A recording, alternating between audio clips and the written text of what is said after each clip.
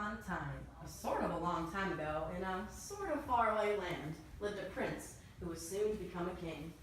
His father sent out, I guess we can call it a mass email, to all the eligible ladies to come and meet the prince so that he could find his true princess. Many young maidens arrived that day, all eager to meet the prince. Eligible ladies, you have gathered here today from far and near, for I need to find my princess. However I fear, I want someone who is beautiful, smart, and true. Be aware of your actions and everything you do. I am looking for love and a wonderful queen, so everyone be nice and humble, never cruel or mean. Oh my God, totally you. My son, it's time for you to choose. You have to pick a woman you can never lose. Anyone you want, my son, just say the word. Except for that one, she looks like a bird. I don't care about the looks. I want someone who is true. Oh, Father, please help. What should I do? I have an idea, my son. Oh, what an idea it can be. Put a pea in the woman's bed and you'll find her, trust me. If she is true and wonderful, she will never get rest. And she is the one to marry. She will be the best. Oh, Father, what an awful idea. That will never do. I do not trust a pea. That could make my storybook ending come true. I will find her with tasks that I will show her true way. That will be the one I asked to stay. When night had fallen and the moon was high in the sky, all of the young women returned to their bunks for their night's rests. All of the young women laid comfortably, except for one. Amelia, who was awoken by a noise, crept out of bed and headed down the dark hallway.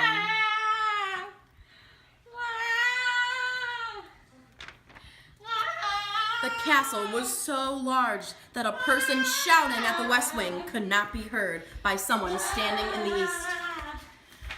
Amelia, however, heard a noise, and what an awful sound it was! As Amelia got closer, she began to recognize it. It was the sound of an infant hollering in the dark for a companion. Amelia saw the baby and scooped her up and consoled her till she fell back asleep.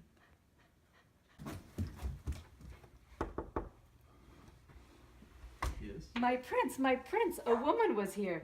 She was fair and kind and helped a baby that was near. Oh, what a fuss the baby made until she came along. She was rocking her to sleep while singing a lullaby song. She came from the heavens with a dress as white as snow. This is all I saw, my prince. I'm sorry, that is all I know.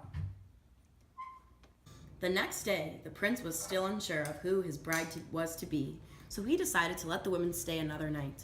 It was the middle of the night and the whole kingdom was asleep, even those who were supposed to be awake, like the baker who was downstairs preparing a cake. Amelia woke in a panic.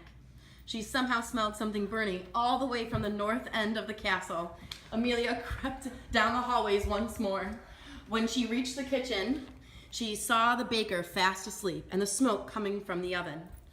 Amelia ran over to the oven, disposed of the burnt cake, and whipped up one more beautiful than before, all before sunrise. My prince! What is that ruckus? Someone has come into the night and saved our days. I forgot about a cake baking, never my usual ways. It would have burned the castle to the ground if it weren't for a maid so fair. She must have turned the stove down and decorated with time to spare. I saw her hair so long, like a mane of a horse. I hope you find her soon. She's wonderful, of course. Late that evening, when the castle lies asleep, the prince was awake, pacing the halls. He was so caught up in the thought about who his new queen was to be, I must find her. he missed a step and fell down the stairs. I need help. Oh no! Oh my gosh! The cake. The baby. It must have been you. At last, I found you. With hair so long and beauty so fair.